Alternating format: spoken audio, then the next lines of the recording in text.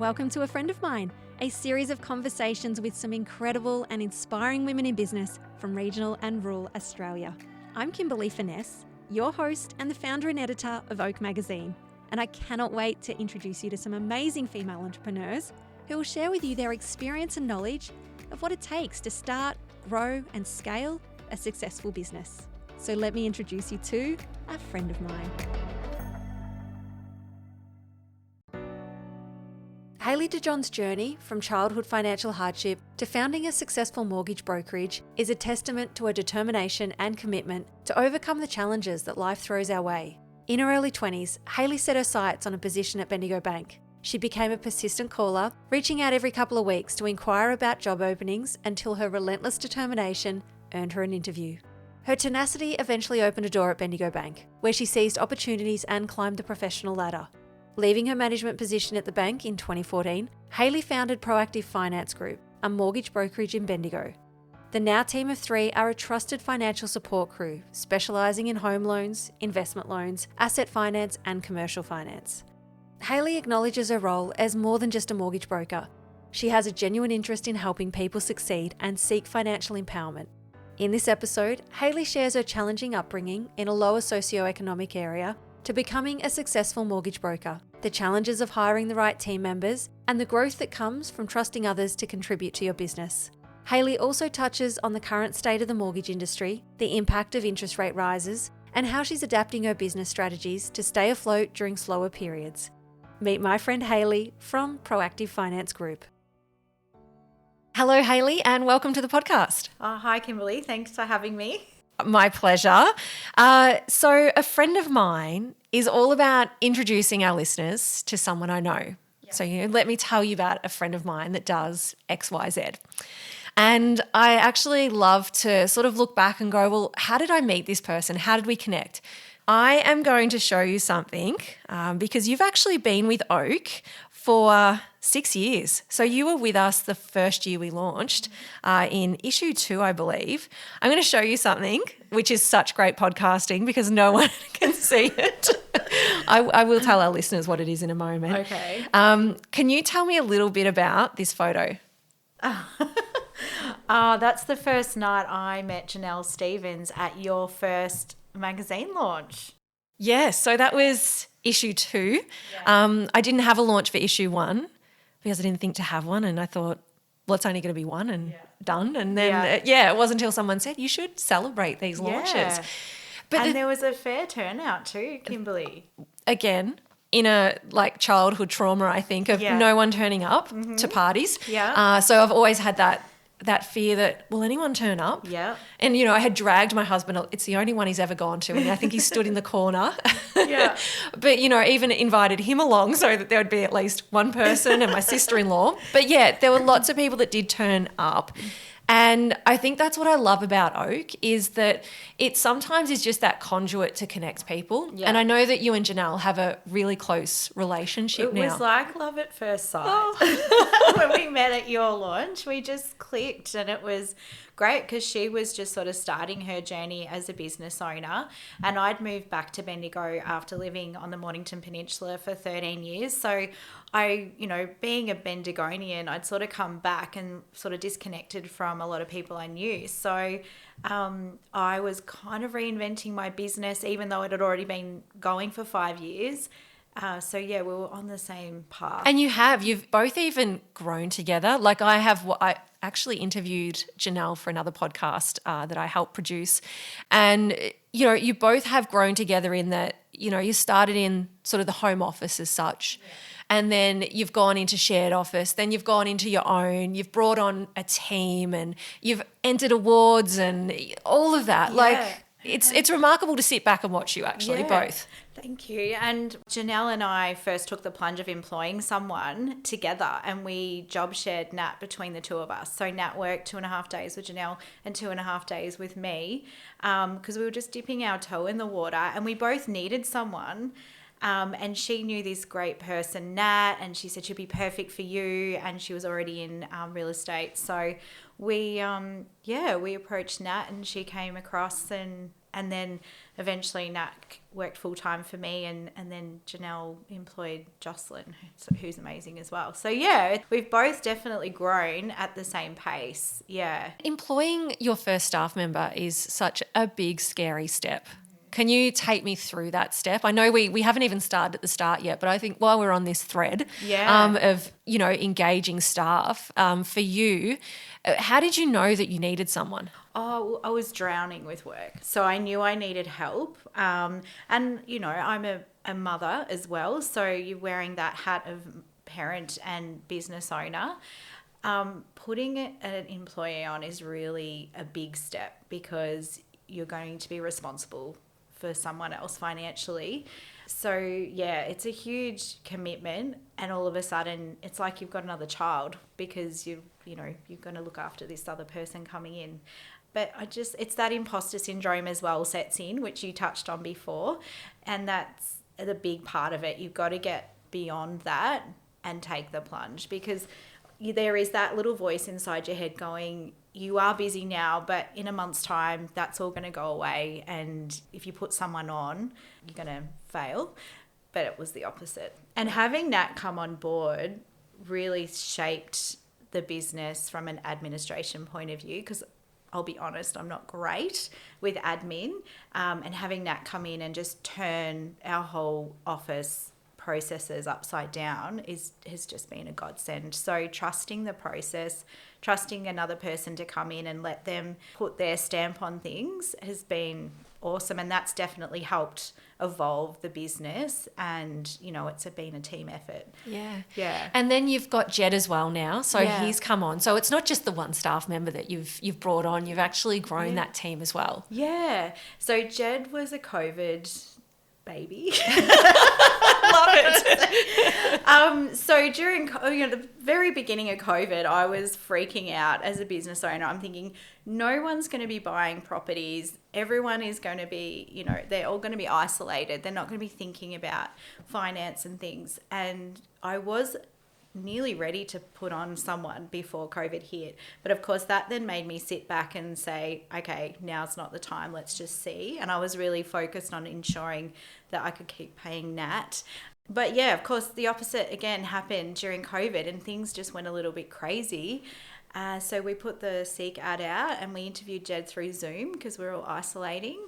And yeah, just leaps and bounds. Jed's come on board and he's fitted right in with the team, and he's now a fully qualified broker himself, where initially he came on as a support person. So yeah, it's been great to see him evolve as well into a career, making a career out of this, and we've been able to help that happen. So yeah. And it's so funny that you call him a COVID baby, and if anyone could see Jed, Jed's like a fully grown man with a beard, and he's quite tall. Yeah.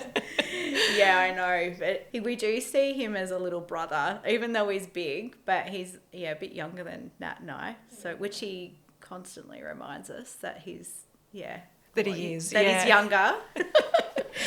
Well, let's talk about being young. I love when a segue works so well. Totally unplanned too. Yeah. Let's talk about growing up, okay? Yeah. And the reason why we're doing this is because you, as I said, you've been involved in Oak since issue 2. With an article and with ads, and even on Instagram more recently, especially with rate rises. We've gone to you and said, hey, like, what does this mean for people? How are they feeling? What should they do? Yeah. Why I want to dig back is because you've always spoke about your expertise. You've actually never spoken about your journey, which is what Oak is all about. We have your article, we have your story in our next issue 13, and I think it's a really brave open that you have done, a really brave share. So take me back to your childhood upbringing, because it's very interesting how you've almost come full circle to helping where you started. Yeah, and I think a lot of people who have maybe met me later in life, they have a perception of what my upbringing was like. I've even had a client who was doing a research project about children who live in a lower socioeconomic and how that impacts them transitioning through school.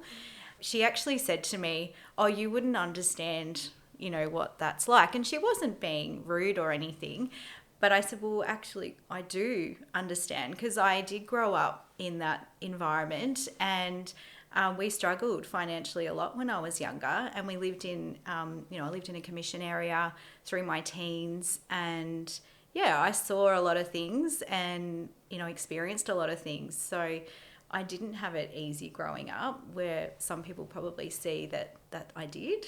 And that's definitely shaped me for who I am now. When you look back at that time, obviously money was a little bit scarce. How have you been so driven towards money then to make sure that that's not your future? Do you know what I mean? That's obviously the situation that your parents had experienced, but it's also a part where it's like, okay, well, is that my life? Like, you know no different. Yeah. So how do you get out of that? Well, I don't know how to answer that, because I think there's moments in time where you sort of have that moment in your brain where you go, oh, I actually don't want to live this life. And it could be from when I was a little girl and having that thought and thinking this isn't the norm for everybody.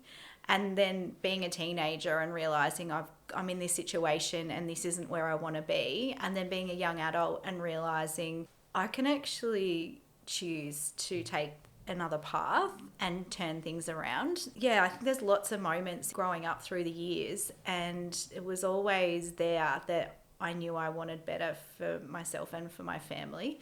I had friends working at the Bendigo Bank, and when in my early 20s, I saw that as my ticket into something more meaningful. Or, I didn't love school. I dropped out of uni. Yeah, I wanted to do teaching, which I'm actually glad I didn't do that.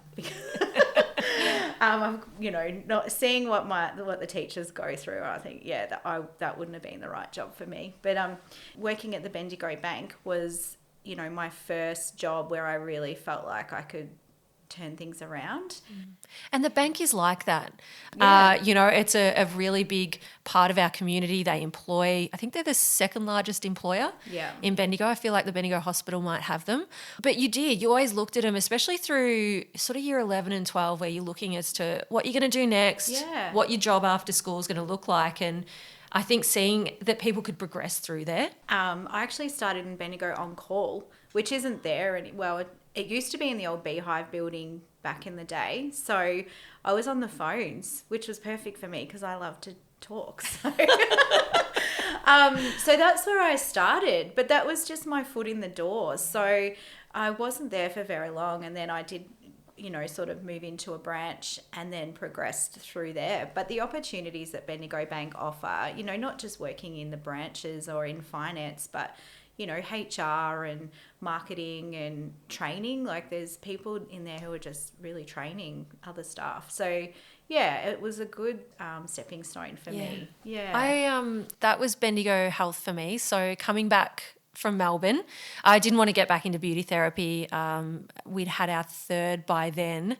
And probably the same thing. I knew if I could get my foot in the door at Bendigo Health, just the different career opportunities that open up. As you said, it's not just doctors and nurses in a hospital, and it's same as it's not bankers in a bank. And, I think it does say a little bit about yourself, though, of being able to progress. Yeah. Because you can easily just sit in the call centre and do your job and get paid. Yeah, that's right. Yeah. And that goes back to that determination of, okay, I want to have a better life.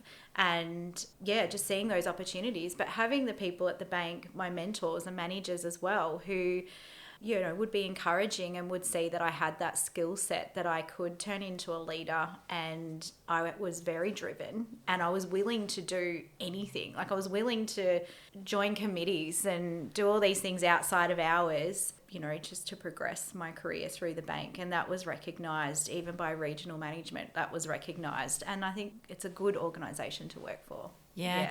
Any of those skills that you've applied to your own business?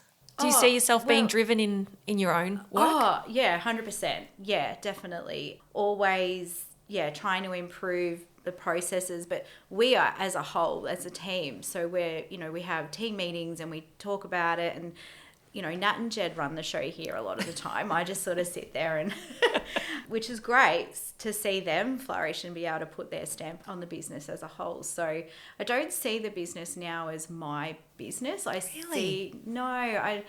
Nat and Jed are a big part of what we do here, and the personality that we've created, they're a big part of that personality as well, which is just makes the whole environment, it's a really nice place to work. It's interesting that you're able to let go. And I say that because obviously I get to interview a lot of people or even just surround myself with different business owners. Some can't do that. Yeah. Some it has to be done their way. Yeah. And I just feel like I've met Janelle, okay, and we've talked about same thing, how her team really runs the show and there's no hierarchy. So they're all on the same level. You've got something similar. You all seem very happy. It's a successful business. So there's something about that that's working, that you're not too tied to this business success. Well, I think everyone's got some value to add. So, and there's things that I'm terrible at that Nat and Jed are really good at. They'll come to me for help because I'm still the senior and I have all the experience, and Jed's a fully qualified broker, but he's still only been doing it for 2 years, whereas I've been doing it for 10. So there's still that, but it's like a little family. Yeah. And I sort of encourage other business owners to maybe allow their team to, speak up and say, or just ask them, well, what do you think? And see what they say, and they might surprise you. Yeah. And you'll think, oh, I didn't think of it that way. Do you love the idea of taking the hard work out of shopping, knowing that someone else has curated for you endless apparel and homewares options that are high quality, often handmade, and always beautiful? At Vivian Kate, the focus is on natural fibres and a timeless earthy style. You'll find high quality clothing in classic styles, unique homewares such as cowhides and handmade ceramics, gorgeous aromatherapy based skin and body products, and so much more. Personally, I love the selection of jewellery. Karen from Vivian Kate is all about connection and understanding what you need, and she offers a personal styling service by appointment. Karen loves to support other regional women in business and has a wide network of talented friends from all over the country, whose work she stocks in store in the beautiful regional town of Yakandanda in northeast Victoria. The Vivian Kate website mirrors the charm of the bricks and mortar store, ensuring you can access the same carefully selected items with just a click. Find out more by visiting www.viviankate.com or check out our show notes for links. You're not always going to have the right people come in. And look, I'm really nervous about employing another person, I'll be honest. I know that that's going to come. And I feel like I've been so lucky with Nat and Jed that luck's going to run out. And when we employed Jed, we had a bit of a process. So it involved scoring the resumes that came in. We needed to know what our top 5 sort of must-haves were, and then each resume that came in, we would score based on how they, like if it had a cover letter, that was a tick. You'd be surprised how many resumes come in with no cover letter, and you can see that it's just they've just generated. They've just sent the same thing out. There's a bit of advice for you out there. If you are wanting a job, make sure you do your research and put the effort into, your application. So cover letter was a big thing. Being involved in a community, a club or something that, showed that they were a little bit community minded. That was another sort of tick. So it was a good way to sort of cull, I suppose. And then we were left with, 6 that scored highly in our ranking system that we used. So I don't know if that system was, helped us get Jed, but he scored pretty high when we were looking at our values and making sure that the applications were in line with those values. Yep. So I love it. Small business, but big business mind. Yeah. Do you know, like you're thinking like you would if you're at the Bendigo Bank. Yeah. And in HR. Well, and I must say, Sophie, who was working with us for a little while, she worked at HR for Bendigo Bank. As soon as we interviewed Jed, he was the first person we interviewed. Straight away, we just went, it was a no-brainer. Yeah. Oh, and I love that was through Zoom as well. It wasn't even face-to-face, but you could see the authenticity coming, through the Zoom meeting. And that's what I was looking for. And being authentic, I'll touch on that as well, because we're talking about letting our staff have the reins at times in the business and putting their stamp on the way we do things. And I've been to a lot of leadership talks recently, and authenticity is sort of the flavor of the month. And I sit there and listen to what they're saying and I think, well, I already do that. Like, yes, you know, what you see is what you get. And I'm very authentic with the staff. I don't sort of have to put on a professional hat. Like, we'll have a joke and maybe sometimes I'm a little bit too relaxed, but that's just who I am. So, and I think that's fine. It's maybe also that thing when you're coming up through your leadership journey that you have this impression that being authentic. So as you said, I'm probably the same. You can read everything on my face. Yeah. You know exactly how I'm feeling. And I actually question whether that makes good leaders, because that's what we've been told. It's what we read. We go to some of these really old school leadership courses and, you know, it's all about keeping those emotions inside. And, you know, I really love how there's a new style that's coming out. We even have Belinda in our current edition. Belinda's from Grenfell, really specialises in leadership and has a social work background. Yeah. So I call her like my business therapist. But yeah, even just going through with her more that new style and how that is, it does work better in some environments. I think so. I think people want to be able to connect. Yeah. So if you're not authentic, you've got that wall up all the time, and how are you meant to connect? It's hard for people to read you. Yeah, you want people to come to work. You're there, you know. More than at home sometimes. Exactly. You want to come to work and enjoy the people that you're working with. So, yeah, I think authenticity is important.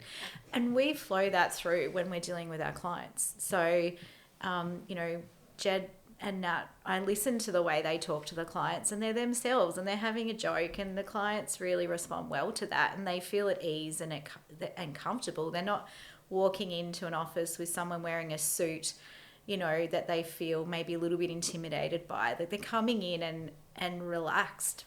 You know, sometimes they come in a little bit nervous because they're not really sure what to expect. And we're really good at sort of settling those nerves fairly early on in the meetings with the clients.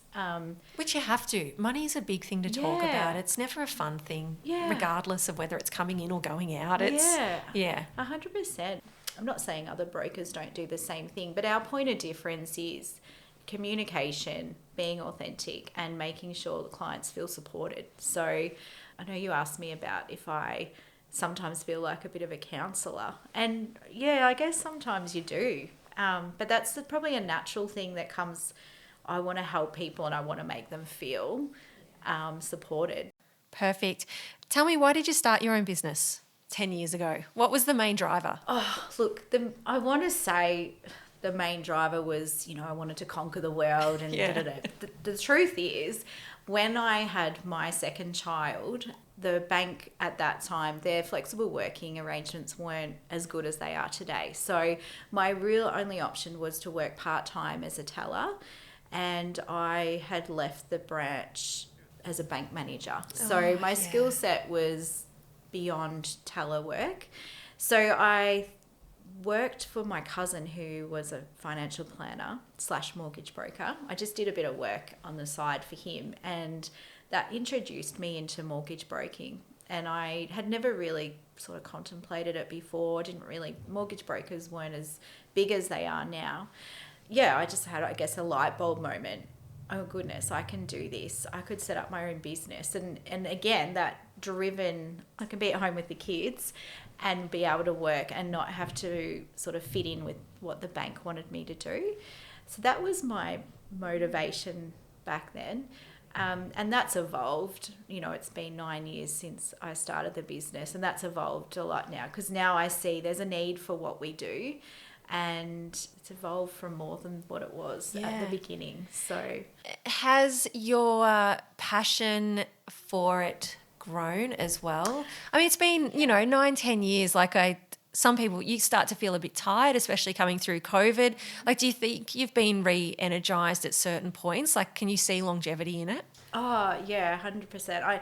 I think I've definitely had low moments, and I actually saw a post on Facebook and I read it, was talking about being a business owner and just pointing out the reality of what it's like to own a business. And it's not all roses all of the time, and it is quite stressful, and you're wearing all the hats, and you're thinking about it as soon as you wake up in the morning and you go to bed. But I don't think I could do anything else now. Mortgage broking is an important service, and we're really good at it and we really enjoy it. And being a business owner, on top of being a mortgage broker is really rewarding. It could be maybe any business, and I enjoy that challenge of growing and working out, ways. And when you get a win, it's just awesome. Yeah, it is, isn't it? Yeah. You have someone refer you a client, like another business who you looked up to, and all of a sudden they're starting to refer clients to you. That's like awesome. You think, wow, that imposter syndrome where it's really, we really need to network around town to ensure that we're getting, especially at the moment, because things have really slowed down. So, we're making sure that we're at the forefront with other businesses who could potentially refer their clients through to us. Yeah. And you're out of your comfort zone when you're ringing someone up you don't know and saying, hey, do you want to go out for coffee? Especially if they're a director of a big business in town. It's a little bit intimidating. But you're the director, CEO, founder, whatever title you want to give yourself of your own business for the last 10 years. I know. Like, where do we get off? No, why don't we just embrace that? I don't know. And you've got a team. You've got an office and a team. Yeah. One up on me. So, yeah. I think that little voice always, is always there. And it's probably something I've started to really listen to in terms of not listen to the voice. It's acknowledging the voice and trying to turn that around. Mm-hmm. And I turned 41 this year, and I'm thinking finally I can sort of turn that little voice around. And that's allowed me to make that phone call, ring that person, and then going to meet with them for a coffee or whatever. And you realise they're just the same. Yeah. They're just like me, and they really appreciate it, actually. So I would encourage people, if you're a bit nervous, you want to reach out to someone, they do appreciate, I think, the effort that you go to, and then follow it up with an email. Say, thanks for the coffee. This is what I do. If you have anyone, I'd really love to work with you or help your client. And so your original pitch, Hayley, is more of a just let's connect. I would just love to hear about what you do and how you do it. Yep. Yeah. Exactly. And how long? A half hour? An hour? Coffee? With the coffee? Well, it depends who it is. Yeah. You might sort of click with someone like I did with Janelle, and then you just, you have a lifelong friendship. For hours. Yeah. You just sort of read it, I suppose. But yeah, allow an hour. Yeah. Yeah. Have to get out from behind that desk. There's not enough networking opportunities, and I think that probably was apparent to me when I went to Grenfell. So that's an 8-hour drive from here, 8 or 9 hours, depending which way Siri takes you. We don't get along on dirt roads, unsealed roads. But anyway, and had just discovered how far people drove for that event. So here I couldn't complain about 8 hours because a lot of people had driven 2 to 3. Because there's not a lot around there. And this is a common thing. It's happened at launch events here in Bendigo. We've had people from Warrnambool, Gippsland, Kahuna, Kerrang come. Yeah. I mean, you can't sometimes wait for that event to come around. Like you do need, and it might be hard for some of our rural listeners to get to a coffee shop. So I suppose that's where Zoom, but if you can get that face-to-face. Yeah. Even a walk and talk. Sometimes, I think about some of the female CEOs in Bendigo, and I know they're busy and they probably don't want to sit and have another coffee, but it's like pitching it, well, would you like to do a walk and talk? Yeah. And we could do a lap around the lake or something. Yeah, that sounds great. Yeah, I think just put yourself out of your comfort zone, and it will be hard for more rural business owners to be able to connect, which is great with your van and what you do. Your mobile van is awesome to allow those people to have that opportunity and to share their stories, and their stories are amazing. They are. Yeah. It's incredible. So. I must admit, so I'd been to Henty that first week and then come home, dropped the husband off and went again. And there was that moment of, I'm tired. I'd already been away for a few weeks with other work. It wasn't until I got to that first one and done it, and it just re-energized you. Yeah. And then you started going to the next one and the next, and they were just all so grateful to have you come so far to visit their store. Yeah. And then, in Coolamon, they even had a morning tea. And it was so lovely, and I had to share this. Like, here they are, and then they're all talking about what they're doing for the next. Like, oh, you should come to the next like morning tea, which is that day at 10 o'clock. Yeah. And then the lady's like, oh, what do I bring? Just bring a plate of something. And it's really nice how they rotate. Again, older ladies, they've probably hit retirement age. Their grandkids don't live close by. Like, what do you do? Yeah. You know, and it's trying to beat that isolation. Yeah, having that connection. Yeah. Yeah. We have sort of touched on you, Kimberly, as well. We're not supposed to. This is very bad journalism. I'm supposed to listen more than I talk, and I'm not today. And, you know, you haven't had you've had some challenges as well during your childhood, and look where you are. You know, that resilience that comes with maybe not having a conventional childhood. I think so. Yeah. And, you know, and I mean, I sometimes wonder if it's my story to tell, or you need to talk to your parents before you share it. But it's so funny. I think you block a lot of it sometimes and not think about it. And as you said, that lady that had looked at you and just assumed. Yeah. Because of, and I think I know that I do this myself as well. I put effort into how I dress. Yeah. What car you drive. Like, I know we shouldn't judge, but I think they're subconsciously things I do. Yeah. Probably to hide whatever else has happened or in the past. Yeah. Financially. Do you know what I mean? And people going through it now, you know, it's probably, I'm hoping that they're hearing a little bit about what we're saying, and we are really just touching the surface. We're not really diving into, you know, the nitty-gritties of it all. But so many people I know, particularly business owners, have had it tough. And I always wonder if having it tough maybe does give you that drive and a lot, you know, sort of pushes them into those roles of being a business owner, because they want to change, you know, they want to mold their life and make a difference too. Yeah. You want to write a new chapter. Like, I don't want the same story. For my kids. Like, I want to try and be the change in that. And you know, my husband had worked at a low socio as well, and you know, we'd always talk about, like, I wonder what happens to those kids. You know, and when do one of them think, okay, this is not going to be for me? And as you said, business owners are doing it hard. So is, you know, everyone else, I think. How is business for you when it is so closely impacted by rate rises all the time? Oh, yeah. So our business, our settlements have halved in the last 6 months. And the biggest drive, you know, interest rate rises have been the biggest driver for that, because people are unable to borrow what they need to borrow to buy a house. The way the servicing works, when a bank will work out what they'll lend you, is working out what you can afford on that interest rate plus 3% or 2%, some, but mostly 3% above that interest rate. So interest rates now are sort of, you know, low sixes. So you need to be able to service that loan on low nines, because they need to put that buffer on there to be able to tick the box that you can afford the loan. So single income earners, those sorts of clients, they're really struggling to be able to get into the market because they just can't get the loan. They might have saved their butts off and have the deposit and everything, but their income on their own isn't enough. Yeah, so that's definitely flowed through to our business and our volumes. And talking to real estate agents and solicitors around town, you know, that everyone's feeling that pressure.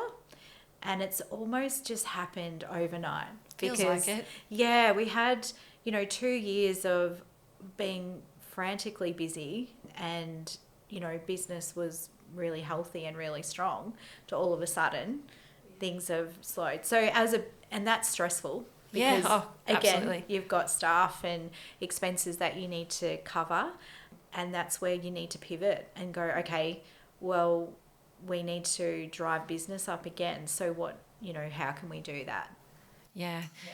Is it thinking out of the box, or like how do you do that in your role? I think we've had to sort of go back to traditional, like what we were just talking about before, having a coffee with someone, connecting. I think the last couple of years we haven't been doing a lot of connecting with other businesses, because we've been head down, bum up, so busy, you know, in and out of isolations and all those sorts of things. So that connection was almost lost during COVID, or you would be so busy that you wouldn't have the space to go and have a coffee with someone. Yep. Where now that space is opened up. So now let's use that space and get out there and try and drive business and talk to people and be authentic when you talk to them. You do.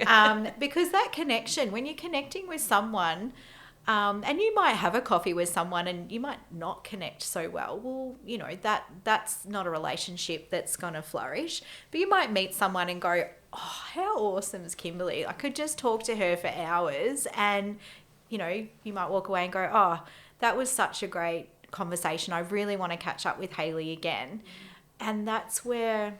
you know, that's where it all starts. It does, yeah. And sometimes it's not something that happens then and there. Like I even find that with the events that you go to and you meet someone and connect with them, sometimes it just takes a little bit of time for that to come back around, for that opportunity to present itself. And and even just that, I think to be able to connect people is just such an amazing superpower to go, well, look, I can't help you, but, you know, have you heard about this person and that person, and you know that'd probably be really good for you for social media management or you know, building a website or whatever it is. That's right. And having that knowledge too, because a lot of businesses would be sitting there going, I know I need help with this, but I've got no idea who to call to help me with that. We've had Eve Richens from Eve Digital help us recently just with getting our SEO stuff done on our website. Yeah. And it was just on LinkedIn that she put a post up and said, and it was one of those moments where I'm like, oh my goodness, I actually need someone to help me with that. And then I saw her post and then reached out, and Eve did sort of a diagnostic, I suppose, on our website, and we were ranking 75th. If someone Googled mortgage broker Bendigo. And I was floored because I'm thinking, well, when I Google it, it comes up on the first page, but I'm your computer knows you're you. Yeah, exactly. And I do not know how all that stuff works. We were talking about before about, you know, how business has slowed and what we're doing to change. Well, it's those things that I'm paying attention to now because I haven't needed to. And now all of a sudden there's space and settlement numbers are down. So they're the things that, you know, you look at and then you realize, well, that actually needs fixing. And I don't know how long it's been like that for. And how many people have Googled mortgage broker Bendigo and we haven't even popped up.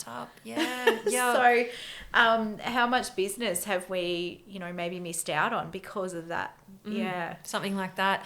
Build that little black book up. Maybe that's something that people haven't done enough of, as you said. I love it. On LinkedIn. I only discovered LinkedIn. Oh my gosh, where have you been? Look, I knew it was there and I've had an account, but I haven't, again, been so busy, haven't really looked into it so much. But you end up going down a bit of a rabbit hole and you start, you know, I'll friend with that person and that person.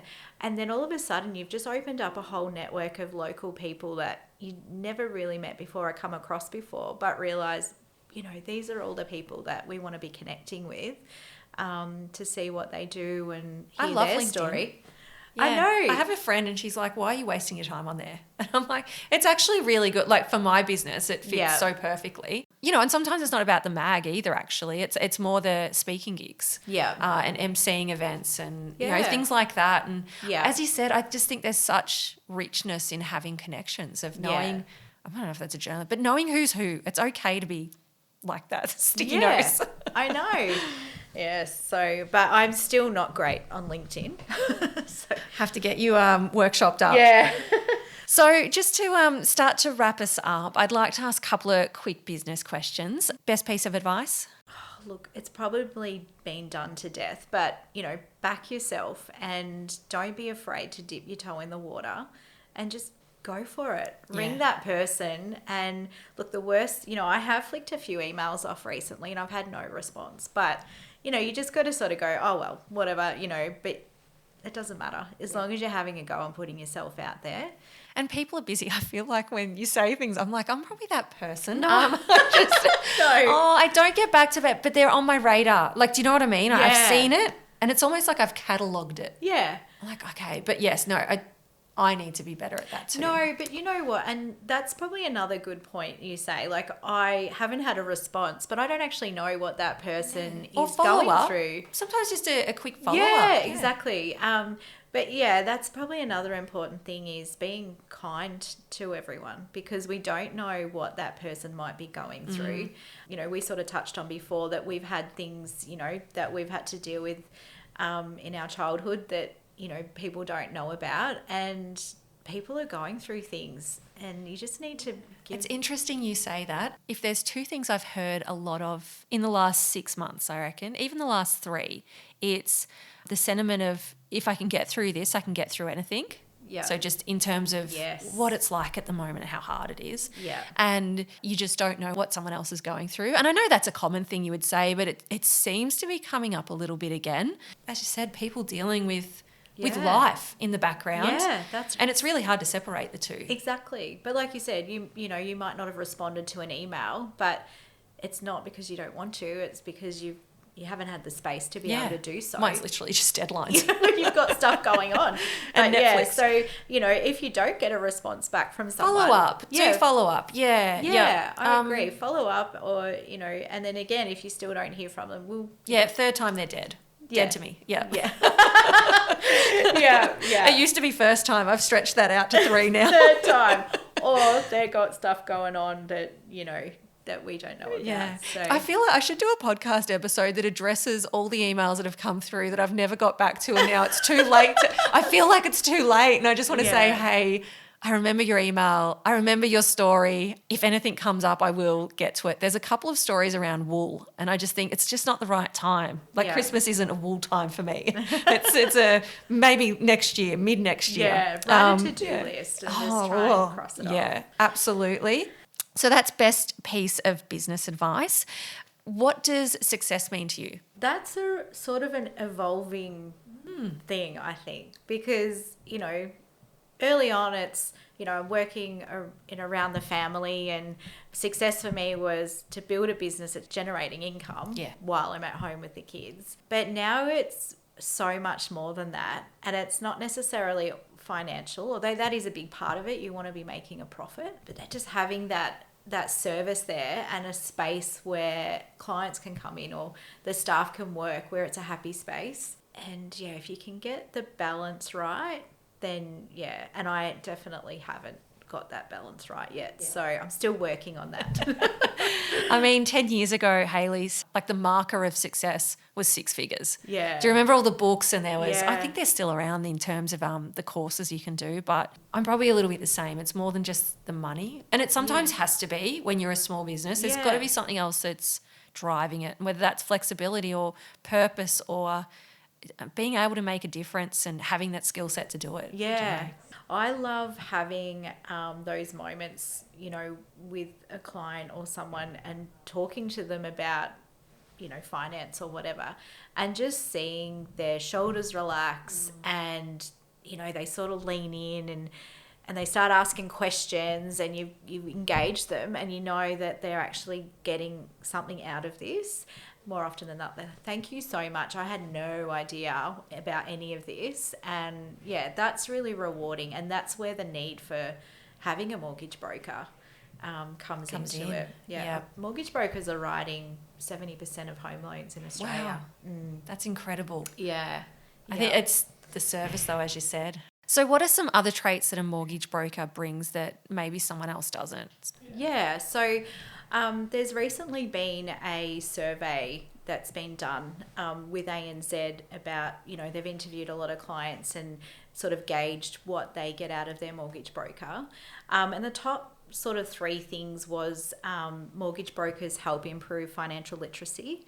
A lot of people come in and they could be a doctor or, you know, super smart, but really not have a clue about, you know, features of their loan and how they can use those features to reduce their home loan as quickly as possible.